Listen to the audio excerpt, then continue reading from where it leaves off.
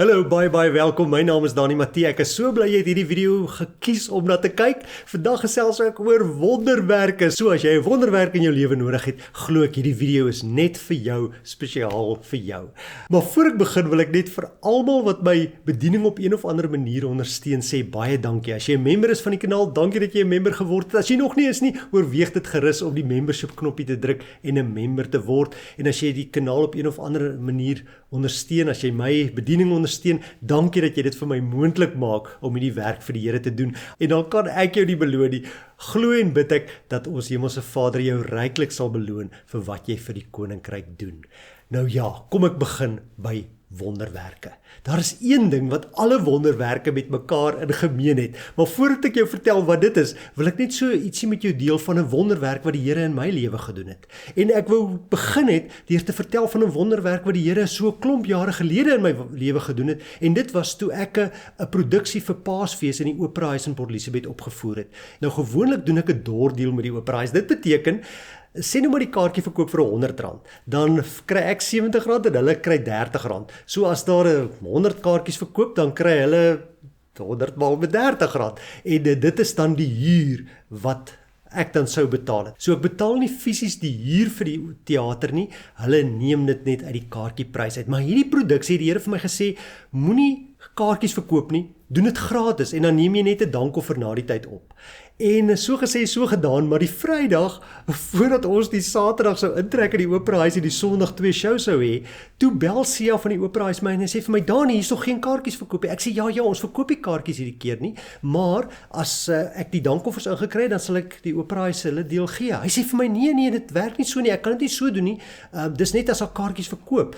Jy moet nou, voordat jy intrek, moet jy die volle huur betaal, klaar. Dit is ons reëls. Ek sê vir hom, maar ek het glad nie die geld om dit te doen nie. Ek het niks op my rekening om nou uit te haal en vir jou te gee nie.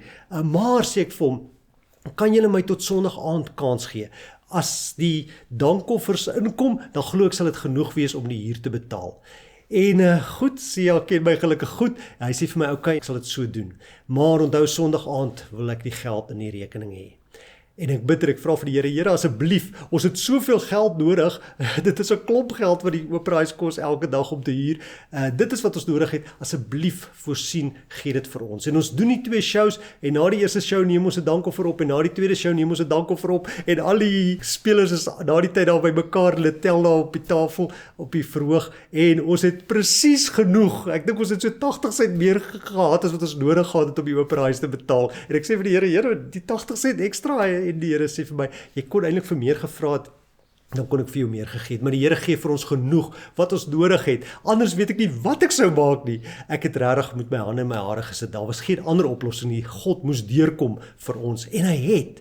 En ek wou hierdie storie met julle gedeel het, wel ek het dit nou met julle gedeel, maar toe verlede week, het daar weer 'n wonderwerk gebeur. Toe ek die oggend die gasstoof, ons sit 'n gasstoof waarop ons water op kook en ons kos maak, toe ek die gasstoof aanskakel, toe ruik ek, maar ja, die gas is aan die opraak. Ek weet nie wie van julle ook gasstoowe het nie, maar julle sal weet wanneer die gas begin min raak, dan kry jy 'n spesifieke reuk, veral wanneer jy die gas aansteek. En ek besef toe, ek het net 'n dag of 2, dan gaan die gas op wees, dan moet ek 'n nuwe gaskan gaan koop. En ek het nie geld in my rekening nie, daar is letterlik net 'n paar rand in my rekening, waarmee gaan ek hierdie gas koop? En ek bid en ek vra, Here, asseblief voorsien, U is in beheer, U is my Vader, U sal sorg, asseblief gee vir my wat ek nodig het.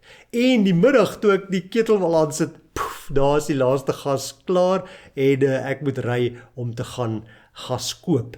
Maar ek dink maar, daar is nie geld in my rekening nie, en ek vat my selfoon en ek gaan op my banking app, en jou werklik waar, iemand het net 'n paar minute tevore R1000 in my rekening inbetaal en ek het genoeg om die gas te gaan koop. So as jy die R1000 inbetaal het, baie dankie daarvoor, en God het jou gebruik om 'n wonderwerk in my lewe te doen. So, God is 'n God van wonderwerke, en daar is een ding wat alle wonderwerke met mekaar in gemeen het, en nee, dit is nie geloof nie. Ek weet jy het dalk gedink, ja, dis geloof, maar God het in die Bybel baie keer wonderwerke vir mense gedoen, al het hulle nie die geloof gehad nie. Dink maar aan die Israeliete. Hulle het nie geglo God gaan die see in 2 split sodat hulle droogvoets kan deurtrek toe die Egiptiese leer op hulle afstorm nie, maar God het dit gedoen ten spyte van hulle ongeloof, want God is almagtig om te doen wat hy ook al wil. Maar die een ding, wat alle wonderwerke in gemeen het, is dit. Almal het 'n probleem wat opgelos moet word. 'n Probleem wat jy self nie kan oplos nie, wat buite jou beheer is. Dalk sit jy vandag met 'n probleem, 'n krisis. Dan is jy in die bevoorregte posisie, wil ek amper sê, in die perfekte posisie, dat God 'n wonderwerk in jou lewe kan doen. En dan kan jy vir God vra, Here, maar kom deur vir my, doen U ook in my lewe 'n wonderwerk. En ek wil vandag met jou gesels oor wonderwerke, en oor hoe God wonderwerke doen aan die hand van wat Jesus gedoen het in Johannes 2. In Johannes 2 lees ons van Jesus se heel eerste wonderwerk, en dit was 'n interessante wonderwerk gewees. Hy het water by 'n bruilof, by 'n troue, in wyn verander. In Johannes 2 lees ons, Jesus en sy disippels, dis nou net nadat hy sy disippels geroep het, nou volg hulle hom, dan word Jesus en sy disippels en ook sy ma Maria na 'n troue toe uitgenooi. En dit is wonderlik om te weet dat ons Messias was 'n mens soos ons. Hy het vriende gehad, hy het familie gehad, hy het na troues toe gegaan, hy het familie dinge bygewoon, en hy's daar by die troue. En terwyl hy by die troue was, raak die wyn op. En Maria, sy kom na hom toe, sy ma, sy kom sê vir hom, Jesus, die wyn is op. En dan gee Jesus haar 'n bietjie snaakse antwoord. Hy sê vir haar, maar wat het dit met my te doen? My tyd het nog nie gekom nie. En weet julle wat doen Maria? Sy spreek hom nie aan oor sy snaakse antwoord nie. Sy los dit net daar. Sy het vir hom die probleem gaan gee, sy het vir hom gesê, hulle het nie meer wyn nie, die wyn is op. Dis wat sy gesê het. Eenvoudige woorde. En sy het dit daar gelaat. En dan draai sy om, en sy gaan na die kelners toe. En sy sê vir die kelners, net wat hy vir julle sê om te doen, doen dit. Doen net presies wat hy vir julle sê. En dan los hy dit. Sy bekommer haar nie verder oor die probleem nie. Sy dink nie by haarself, o jene, Jesus wil niks doen nie. Ek het hom nou gevra, maar niks gebeur nie en hy wil niks doen nie. Hy sê dis nie sy probleem nie, so nou moet ek maar 'n oplossing soek nie. Nee, sy het die probleem vir Jesus gegee en sy los dit daar. En dan gaan Jesus na die kelners toe, daar het klipkanne gestaan, nie klipkanne wat vir water, drinkwater gebruik is, of klipkanne wat vir wyn gebruik is nie, dat klipkanne gestaan wat die Jode vir hulle reinigingsgebruike gebruik het. So dit was heel waarskynlik al leeg, maar elke klipkan het omtrent 100 liter gevat, en al was 6 van hulle. En Jesus sê vir die kelners, maak hierdie klipkanne, hierdie 6 klipkanne vol water, en hulle maak dit vol, en dan sê hy vir hulle, nou skep julle die water uit, en gaan gee dit vir die seremoniemeester, sodat hy dit vir die gaste kan uitdeel.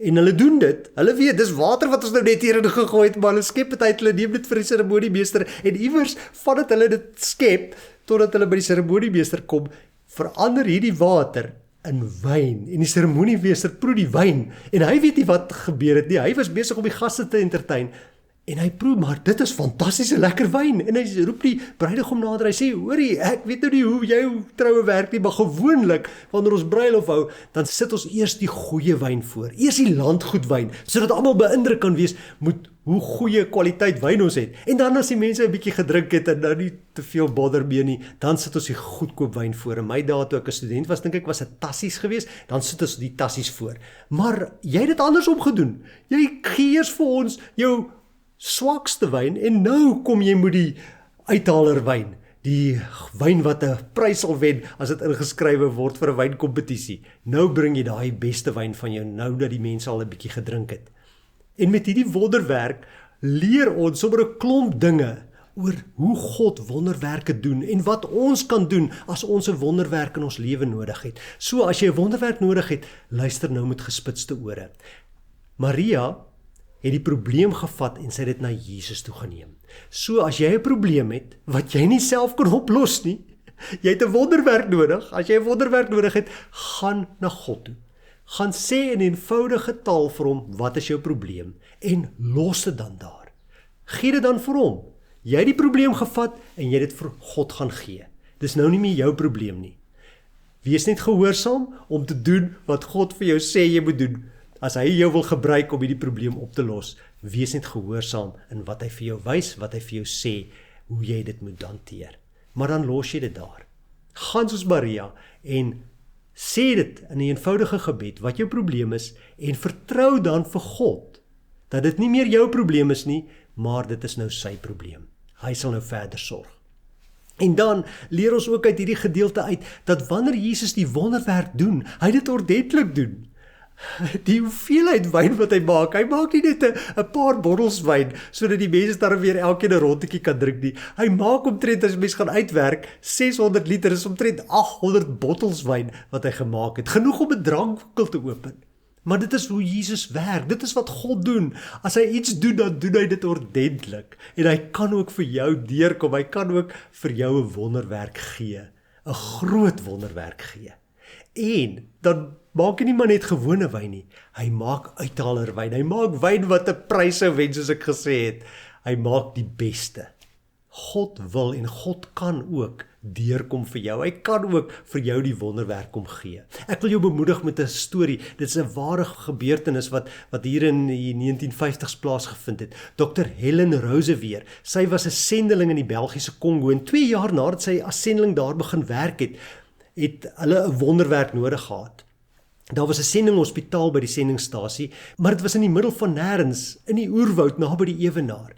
En daar het 'n vrou gekom wat swanger was en sy het geboorte geskenk aan 'n babatjie.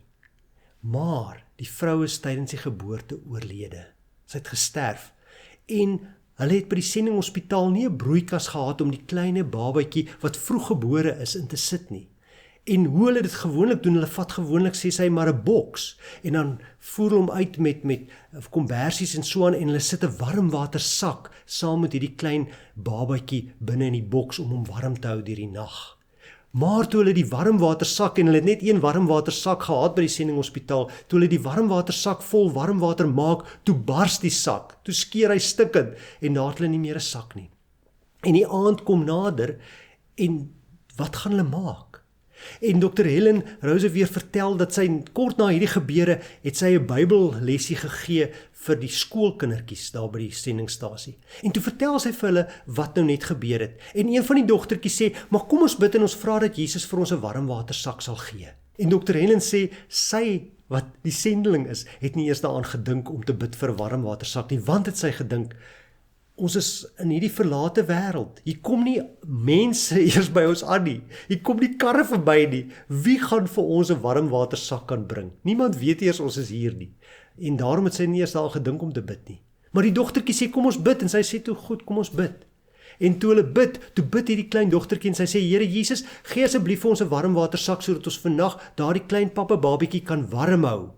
Maar moet dit nie môre eers stuur nie, moet dit nie oormôre stuur nie, want dan gaan dit te laat wees. Ons moet daai warmwatersak vandag hê. En gaan hierdie dogtertjie voort. Sy sê, terwyl hy besig is, stuur ook asseblief 'n poppie vir ons, sodat ons vir hierdie babietjie se sussie 'n pop kan gee, sodat sy kan weet, sy wat haar mamma verloor het, dat sy kan weet, U is oneindig lief vir haar. U is baie, baie lief vir haar. Asseblief, ons soek 'n warmwatersak en ons soek 'n pop. Amen. En Dr. Helen sê, sy het gedink, ag jene, hier gaan mos nou niks van kom nie. Maar daardie middag, wonder bewonder, hoor sy 'n vragmotor stilhou by die sendingstasie. 'n Vragmotor wat nog nooit voorheen daar gekom het nie. En die man wat uitklim sê, ons is op soek na Dr. Helen Roseveer, is sy dalk hier? En Dr. Helen sê, ja, ek is hier.